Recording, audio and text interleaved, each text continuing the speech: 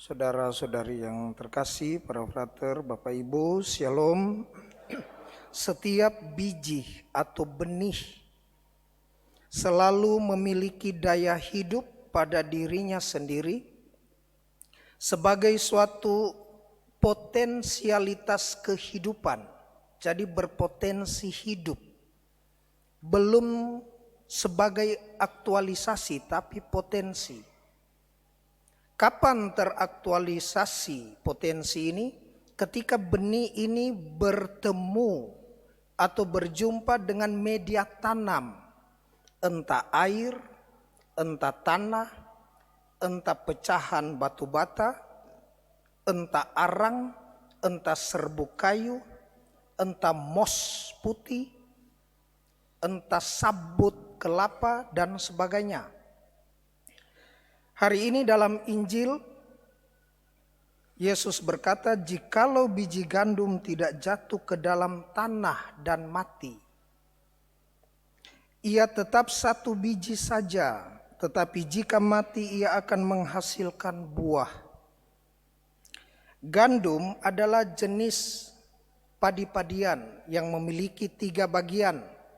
Bagian kulit yang mengandung banyak sekali serat, lalu bagian lembaga kulit, lalu ada bagian lembaga yang mengandung begitu banyak lemak disebut dengan germ, dan terakhir bagian inti yang mengandung banyak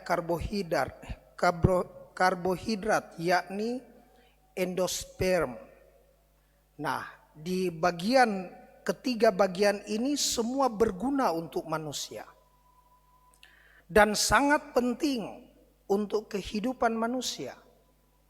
Tetapi perhatikan Bapak Ibu, ketika semua yang penting ini tidak jatuh atau tidak ditanam, identitasnya memang sebiji. Satu dengan ketiga bagian dari gandum. Tetapi ketika dia ditanam, jatuh ke tanah, maksudnya ditanam, maka identitas dari biji yang satu, benih yang satu ini hilang. Kita kalau lihat, kita tanam kacang-kacangan, padi-padian, dia tumbuh, ada di atas masih terlihat, tapi pada akhirnya dia akan hilang sama sekali. Namun kehilangan ini menghasilkan begitu limpah buah yang baru. Dalam bulir-bulir terdapat banyak buah dengan identitas yang sama seperti semula. Injil hari ini mengajak kita untuk melihat.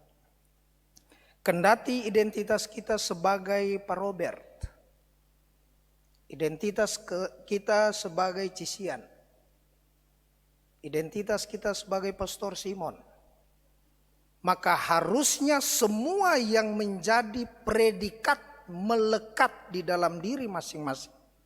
Kualitas, kekurangan, kelemahan, kebaikan, pada akhirnya harus dimatikan sebagai ego yang senantiasa menunjuk pada inti diri, identitas kita, agar semakin banyak buah yang muncul dan berguna bagi banyak orang. Saudara-saudari yang terkasih, Santo Laurentius Martir, diakon Roma itu, ketika gubernur panggil, berikan hartamu, dia ajak orang-orang miskin, lalu dia bilang, inilah hartaku. Kalau mau ambil, silahkan ambil. Dan begitu terkenal pernyataan dari Laurentius adalah a church of the poor and for the poor. Sebuah gereja dari orang miskin dan untuk orang miskin. Dari orang miskin inilah juga gereja bertumbuh dengan segala pergumulan melawan bidat-bidat, dan pada akhirnya semakin dihambat gereja, semakin merambat, semakin mekar. semakin besar, dan itulah buah-buah dari biji benih gandum yang jatuh dan mati di tanah. Semoga demikian.